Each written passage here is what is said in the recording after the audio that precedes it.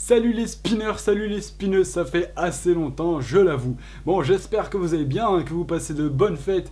Et si vous fêtez pas les fêtes, ben que vous allez bien quand même. En tout cas, moi, super, ça va nickel. J'ai la forme et c'est pour ça qu'on va faire un petit tuto. Et oui, ça faisait très longtemps qu'on n'avait pas vu de tuto. Oui, ça se voit, ça fait longtemps. Alors pourquoi pas s'y remettre. C'est parti. Voilà, cadre approximatif.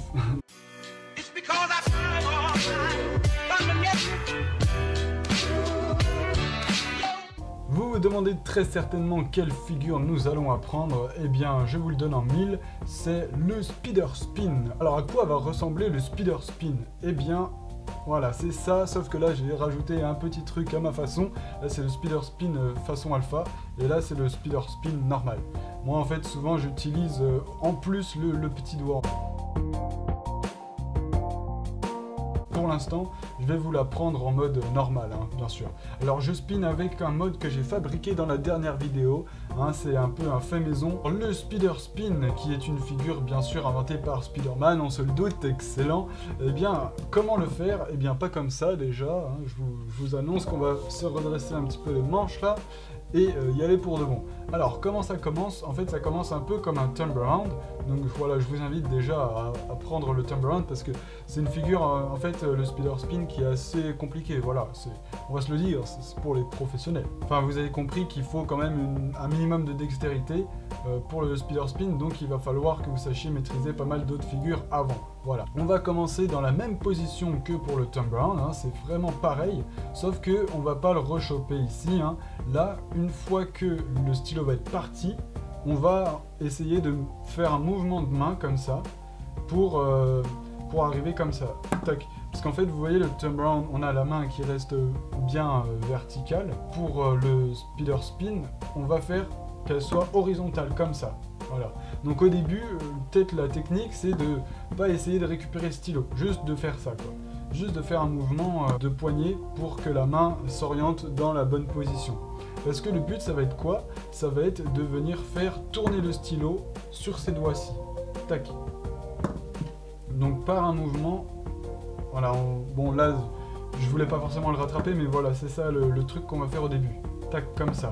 Donc comment on va faire pour cela? On va faire comme le turnaround, hein, une impulsion du majeur. Une fois qu'on a fait le tour du pouce approximativement, hein, à peu près par là, et bien c'est là qu'on va commencer à tourner et on va libérer notre pouce en fait pour que le crayon puisse tourner et pas qu'il reste là et ça fasse obstruction à ce que le stylo tourne sur le 2 et le 3. Il n'y a pas forcément celui-là, d'ailleurs c'est peut-être pour ça en fait que ça s'appelle Spider Spin, je viens de comprendre. Ouais, il va faire un tour, voilà. Tac.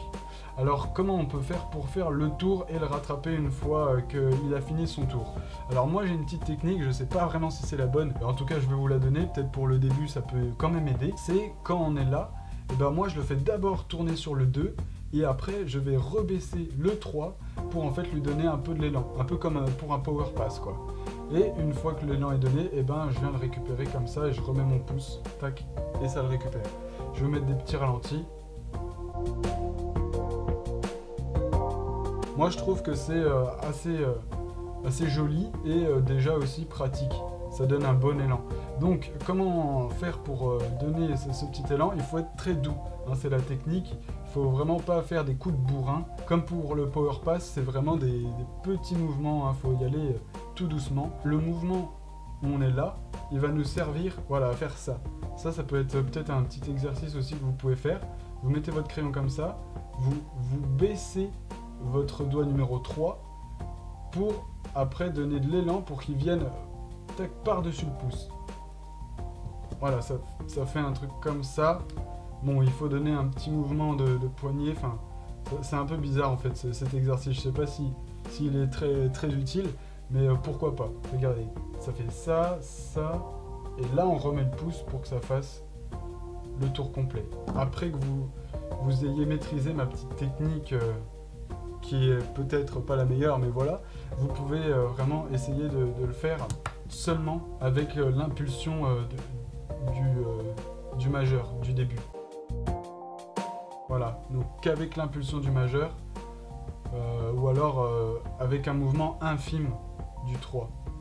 parce que comme ça donne vraiment plus de puissance. Bon, et puis voilà, j'espère que ce petit tuto vous aura plu. Si vous avez des questions, n'hésitez pas à les mettre en commentaire. En tout cas, c'était un plaisir de se retrouver pour ce tuto. Tu peux lâcher un like, partager, enfin tu connais les bails. Et bah moi je te dis à la prochaine pour une nouvelle vidéo. Ciao!